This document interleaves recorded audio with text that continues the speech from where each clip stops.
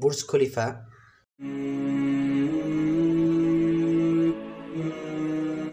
Burj Khalifa হল সংযুক্ত আরব আমিরাতের দুবাইয়ে অবস্থিত একটি আকাশচুম্বী ভবন, যা 2010 সালে উদ্ভাবনের আগে বুর্জ দুবাই নামে পরিচিত ছিল। এটি বিশ্বের সবচেয়ে উঁচু ভবন হিসেবে পরিচিত। বুর্জ খলিফার মোট উচ্চতা 829.8 মিটার এবং ছাদের উচ্চতা 828 মিটার নিয়ে বুর্জ খলিফা 2009 সালে শীর্ষস্থানীয় হওয়ার পর থেকে এটি সবচেয়ে উঁচু ভবন এবং স্থাপনা। এর আগে তাইপে 101 এই মর্যাদার অধিকারী ছিল। বুর্জ খলিফার নির্মাণ কাজ শুরু হয়েছিল 2004 সালে। এর বাইরের অংশের কাজ 5 বছর পর 2009 সালে শেষ হয়। ভবনটির প্রাথমিক কাঠামোটি শক্তিশালী কংক্রিট এবং কিছু স্ট্রাকচারাল ইস্পাত পূর্ব বার্লিনে অবস্থিত সাবেক পূর্ব জার্মানির parliament the palace of the Republic থেকে উদ্ভূত। ডাউনটাউন দুবাই নামে একটি নতুন উন্নয়ন প্রকল্পের অংশ হিসাবে 2010 সালে ভবনটি চালু হয়। বড় আকারের ও বৈচিত্র্যময় উন্নয়নের কেন্দ্রবিন্দু হওয়ার উদ্দেশ্য নিয়ে এর ডিজাইন করা হয়েছিল।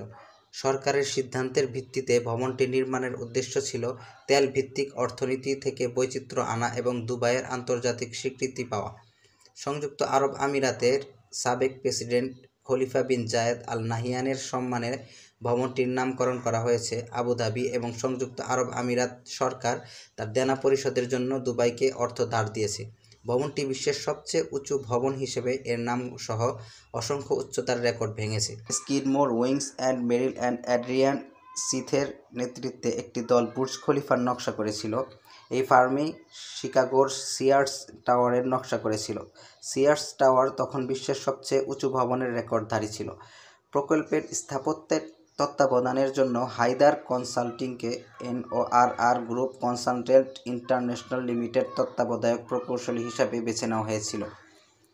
এই অঞ্চলের ইসলামিক স্থাপত্য যেমন সামারার গ্রেট মসজিদ থেকে অনুপ্রাণিত হয়ে নকশা করা হয়েছে। আবাসিক এবং হোটেলের স্থান অপটিমাইজ করার জন্য ওয়াই আকৃতির ত্রিধা জ্যামিতিক মেঝে ডিজাইন করা হয়েছে।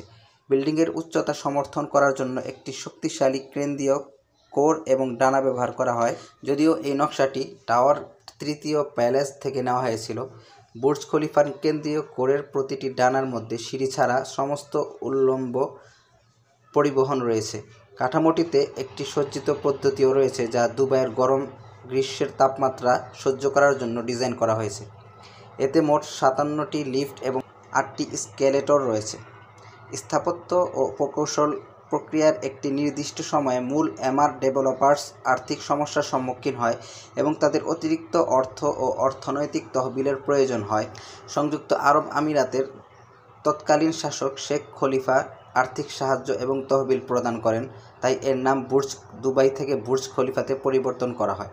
এর চারপাশে উচ্চ ঘনত্বের উন্নয়ন এবং মল নির্মাণ থেকে প্রাপ্ত লাভের ধারণাটি সফল প্রমাণিত হয়েছে।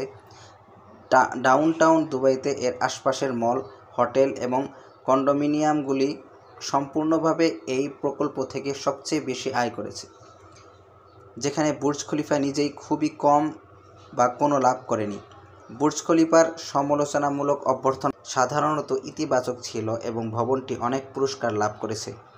যাই হোক, দক্ষিণ এশিয়া থেকে আসা অভিবাসী প্রাথমিক নির্মাণ শ্রমিকদের বিষয়ে অসংখ্য অভিযোগ ছিল।